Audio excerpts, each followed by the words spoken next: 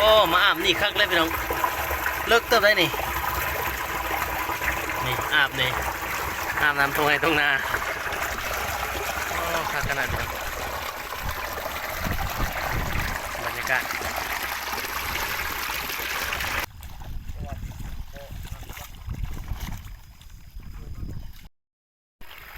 กราบทักทายสบายดีและสวัสดีพ่อแม่พี่น้องสุขคนเด้อพี่น้องมื้อนี้ก็บ้าวพอใจก็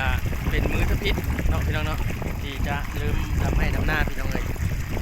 ตัวนี้ก็กำลังจางคนโดกาพี่น้องอยู่ตรงไหนตรงหน้าพี่น้องลายฮอบลายเดือนเติมเลยเนาะพี่น้องบ้าวพอใจก็ยังบ่ได้เฮ็ดคลิปลงนะอาจจะมารอบนี้ก็สิเฮ็ดคลิปให้พี่น้องเบิ่งเนาะได้ดูหน้าแล้วให้มาเบิ่งบรรยากาศตามตรงไหนตรงหน้าบ้านเฮาเนาะพี่น้องเนาะนี่พี่น้องตอนนี้บ่าวพอใจอยู่ที่เอ็ดนอนน้ำไหลพี่น้องเอ้ยปีก่อนๆเนาะบ่าวพอใจเคยถ่ายลงบ่าวพอใจเคยมาปานนี่เนาะพี่น้องปานน้ำไหลนี่มันบ่อยู่พี่น้องมันเป็นคันขาดเด้คันขาดบ่าวพอใจก็เลยปีนี้เลยเทเป็นมันนี่ใช่พี่น้องเป็นกอนี่ใช่เทกอนี่ใช่มาอะไรเทนสิมังใส่เลยเป็นได้ปะอยู่ปัญญังบันนี้เพิ่นพี่น้องคำว่าโบเทบันนี้โบอยู่พี่น้องเอ้ยดินเปื่อยไปย่อยใหญ่ได้ปานชูปีนี่นาให้ใหญ่บ่าวพอใจใหญ่บ้าใหญ่พี่น้องเอ้ยบรรยากาศบ้านเฮาดีพี่น้องเอ้ยตอนนี้พูนทั้งน่ะเขาดูกาอยู่ดูกาพี่น้องกำลังเงินจ้างเขาดูกาจ้างดูกากับบ้านละจ้างเป็นมัดพี่น้องเอ้ยมาละ2,500 กีบเนาะ2,500 กีบ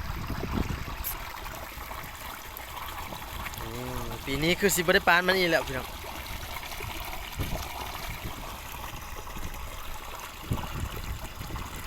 ลงมาเบิ่งทางลุ่มพี่น้อง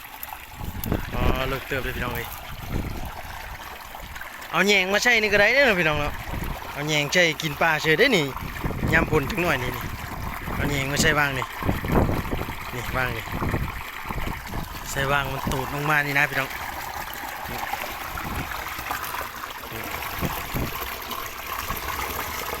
เป็นน้ำตูนข้างเลยพี่น้องโอ้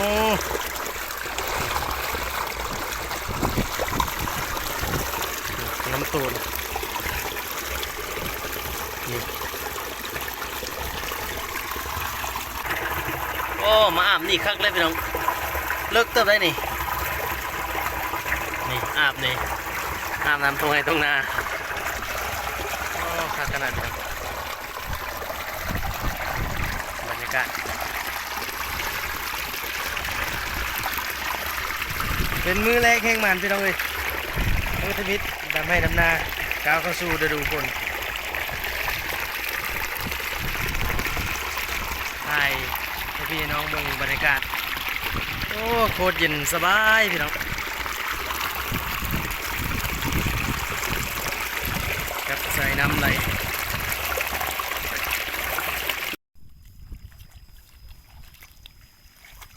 นี่ได้พูละ100เลยมือนี้ให้ได้พูละ100มือนี้นะ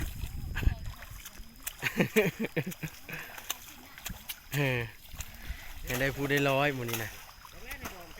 นี่พี่น้องมือนี้ได้พูละ100 500ประมาณ500 400มือนี้ให้ได้มือนี้นะมีทุกคนไวๆจังเบิด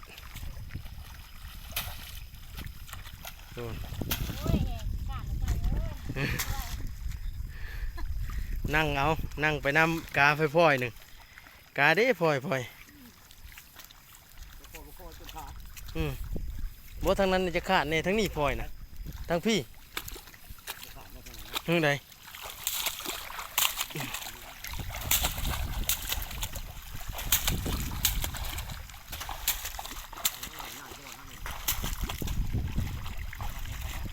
ทางนี้บริขาดได้มาทางนี้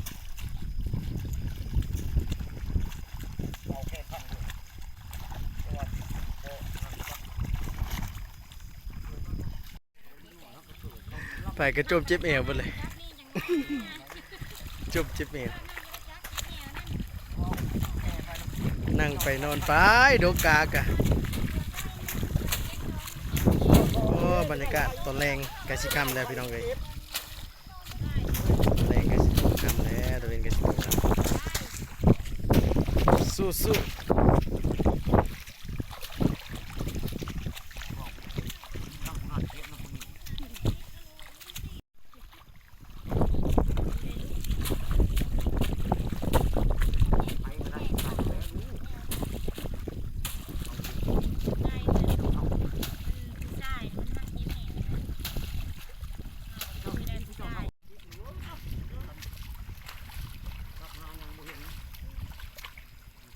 แม่วินเห็นว่าจมเจ็บเอว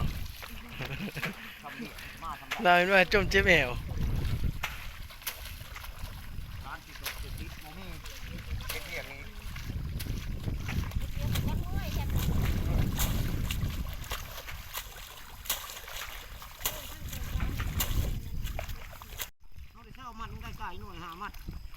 เป็นอะไร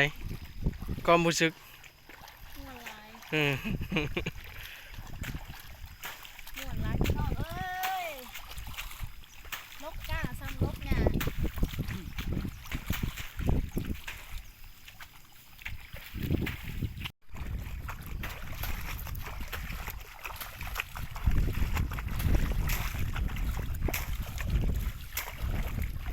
ตอนนี้ก็กำลังอันนะ4 โมงปลายแล้ว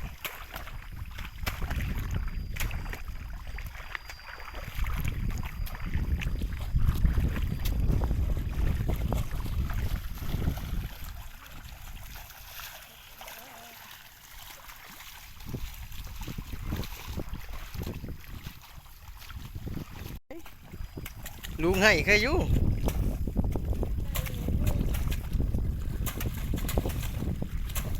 ยังอีกจังมัดโอ้สิได้100นะมัดโอ้ฮะหาได้จังมัดเลยเออ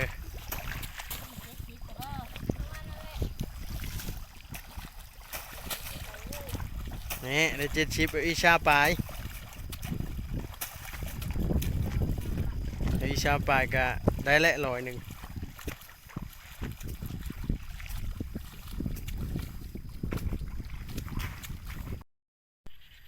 เอาพี่น้องมือนี้ก็ดกกาเนาะพอดีได้อันน่ะ459 มัดพี่น้องเอ้ยเกือบ500เนาะมื้ออื่นนี่เฮาสีดำพี่น้องมื้ออื่นนี่เฮาสีดำให้เฮาไทยไว้นี่พี่น้องมื้ออื่นเฮาสีดำตอนนี้ก็ตะเวนคอยคำลงแรงเลยพี่น้อง6 โมงยังแล้วเกียดแองห้องแองอยู่พี่น้องเอ้ยยามแรงบรรยากาศยามแรงโอ้ยต้องให้ต้องนาเอาพี่น้องถือว่าคลิปนี้ก็ฝากพี่น้องไว้ชำนี้เด้อฝากพี่ฝากน้องไว้กดไลค์แล้วก็กดติดตามบ่าวบนไซเนี่ยเด้อพี่น้องเด้อท้ายนี้ก็กล่าวสำบายดีพี่น้อง